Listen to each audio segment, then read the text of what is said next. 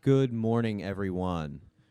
For our first press conference of the day, we are now joined by the driver, Martin Truex Jr., driver of the number 19 Bass Pro Shops Toyota for Joe Gibbs Racing. If you have a question for Martin, please raise your hand, state your name and affiliation, and we'll get you a microphone. Start over here with Nate.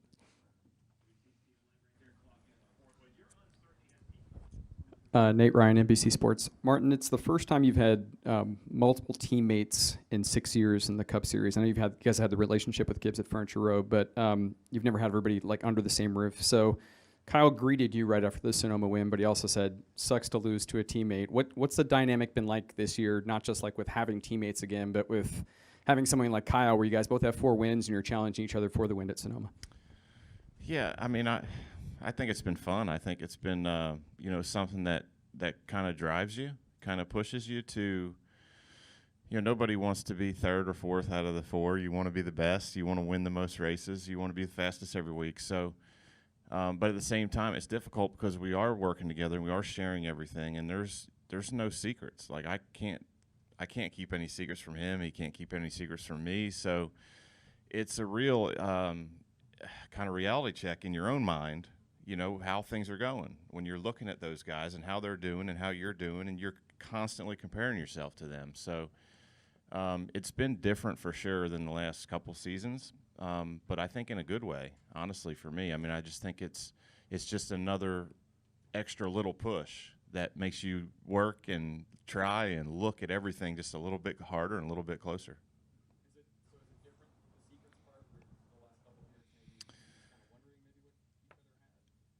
I would say more so for them, especially Kyle, because he was always saying, in the media, oh, I don't know how the 78's doing that. You know what I mean? And so there's definitely more insight into that now.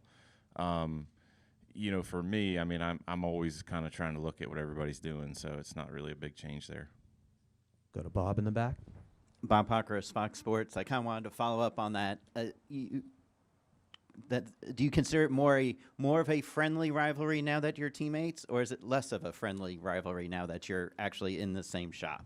I think it's definitely more of a friendly rivalry than it was. I think there was some, we had a few challenges throughout the years, with 2 different teams a few different times, and it, it wasn't all on track stuff. So I would say definitely, more so now it's a friendly rivalry. Sorry. I guess I'm getting old. I can't speak anymore, but it's been really good, honestly. Kyle and I, we were joking around all weekend last weekend. He started it, and then it was cool to put it in victory lane and get the back and forth on pit road there after the race. So it was really cool, honestly, that he stuck his head in there, and to see all those guys after the race was really good. So I'm sure they were, weren't over the moon happy about me winning, but they were obviously, very respectful and great teammates about it. So it was good. Tyler right here. Tyler Burnett, Motor Racing Network. Next week is the final Independence Day July race in Daytona. Best and worst memory there? I guess I don't know if it'd be best or worst for you. And then also, we didn't run the same package in February. What's that going to be like going back to Daytona? Best and worst memories. I mean, I have a lot of bad memories at Daytona, to be honest with you.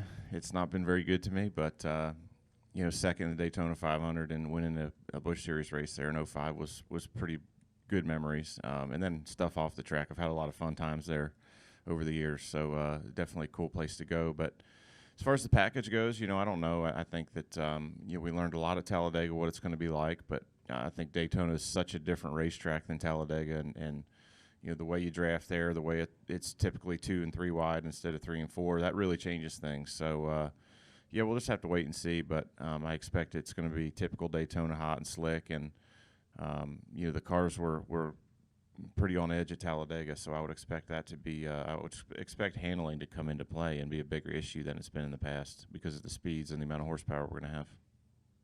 We'll go to Jordan over here on the right. Jordan Bianchi, The Athletic. Martin, to your right.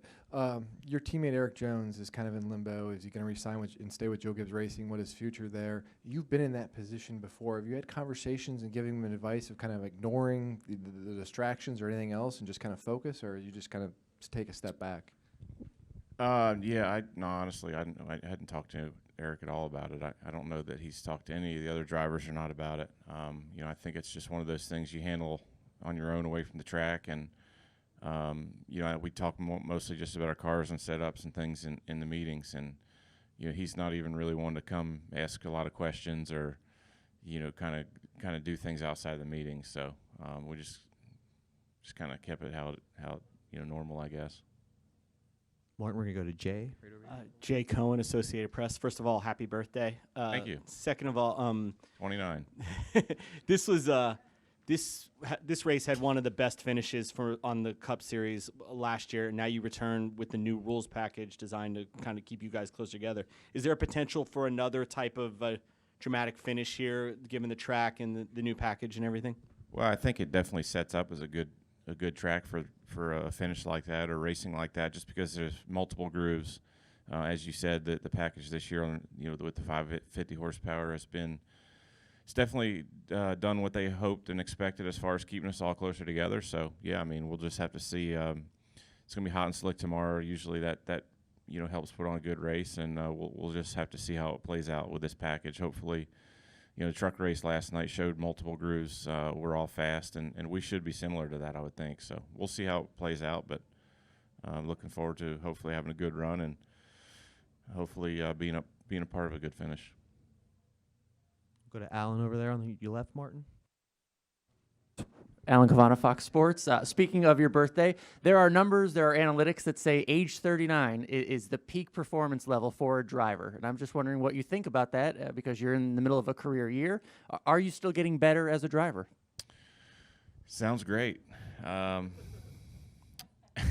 can't argue with it. I have no idea, but I feel good. I feel like there's always room to improve, and I think the biggest thing with our sport is, you know, not only do you have to try to get better all the time, but so many things change, you know, and this year is a perfect example of, you know, we came off a great year last year, nearly won a championship again, and now we have all different cars and all different rules, and you got to figure out how to drive differently and race differently and all those things, and it's just a challenge, you know, to do this job and to you know, to drive race cars for a living and have everybody constantly trying to be better and be the best. And it's definitely fun, but that's, you know, it's such a huge challenge. I think that's what makes it fun, and that's what makes it such a challenge, and that's why people love the sport.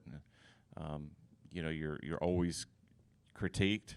You're only as good as your last race. And, you know, a couple weeks, if you have a few bad weeks, it doesn't matter how good you are, people are questioning you. So it's a tough sport, but I feel good. I feel like we're doing a good job, and hopefully we can just keep that up. Go back to Dustin right there in the front.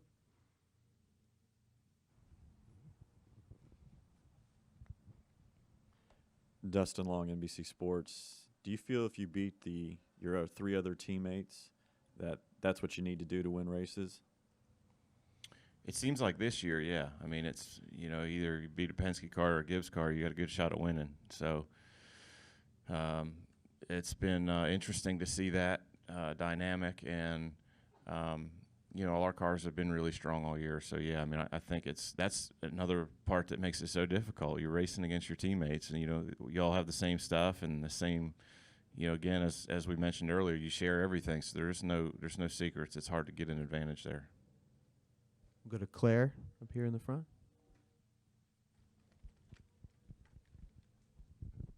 Claire B. Lang, Sirius XM NASCAR Radio.